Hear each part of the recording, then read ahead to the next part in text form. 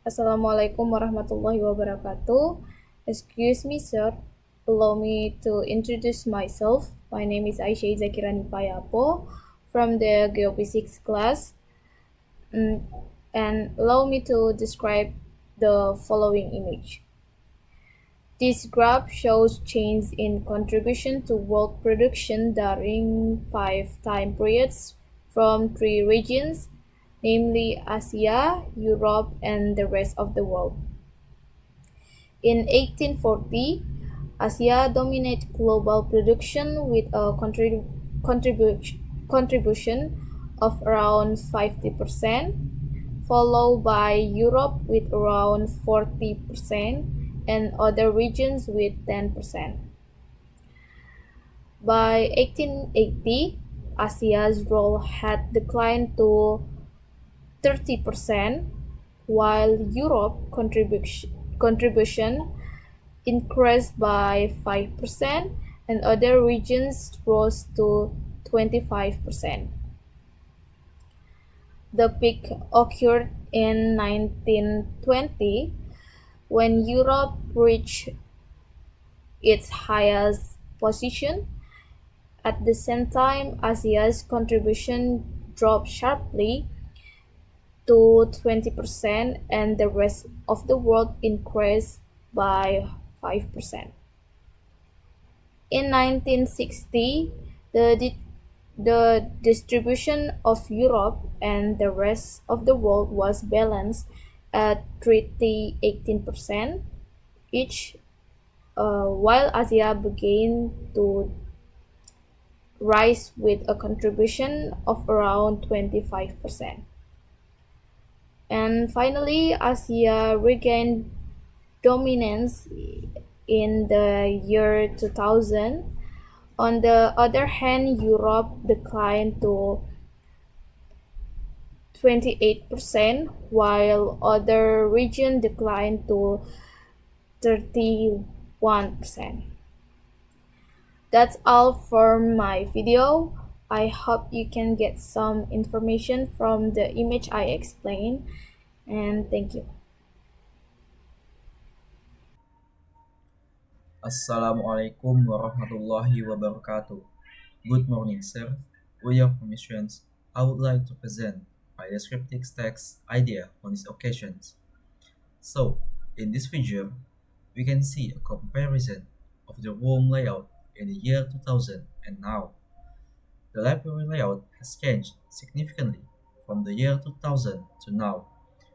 In 2000, the library was more focused on book collections with large sections for fictions, non-fictions, and specific categories like travel, art, hobbies, and cookery. All areas were organized in compact shelves, and there were no places for visitors to sit and read comfortably. And now, the layout is more modern and user-friendly.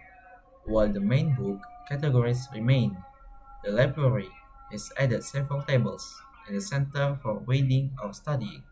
A cafe has also been introduced, creating a more social and relaxed environment. Some sections, like art, hobbies, and cookery, have been moved to the top left, while non-fictions has shifted to the right. The entrance, service desk, and new books area remain in the same place. Overall, the library has transformed from a traditional book-focused space to a more interactive and welcoming area. That's it. Wassalamualaikum warahmatullahi wabarakatuh. Between 2003 and 2009, Iceland consistently had the highest percentage of women, aged 50 to 60 point, nothing to around 80% in 2003, taking slightly above 80% in 2007, and sitting about 78% by 2009. Canada remains relatively stable at roughly 70% of the period, with only minor fluctuation, a slight drop about 69% in 2005, then back to 70% in 2007. Germany showed a clear upward trend, rising from approximately 60% by 2003 to about 65% in 2009.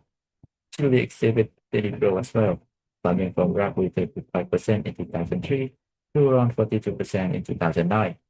Turkey had the lowest employment level of the five countries, hitting about 25% in 2003, dipping to around 22% in 2005, and then gradually returning to approximately 25% by 2009.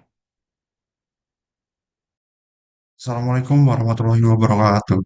Hello everyone, my name is Chandra, and on this video I will explain you about this picture.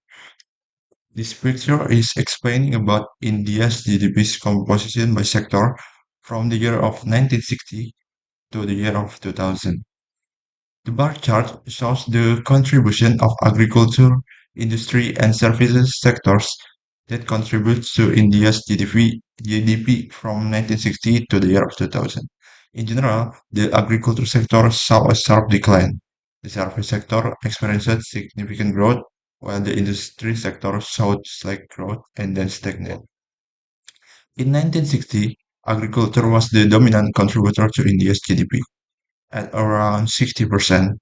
However, its contribution steadily declined over the decades, dropping to about 12% by the year of 2000. The industry sector increased modestly from 15% in 1960 to approximately about 24% in 1980 and remained relatively stable afterward. In contrast, the service sector grew substantially from about 16% in 1960 to around 60% in the year of 2000, making it the largest contributor by the end of the period. India's GDP trends from 1960 to the year of 2000 reveal a transition from an agrarian to a service-based economy, indicating a general shift toward modernization. Thank you for your attention and see you later.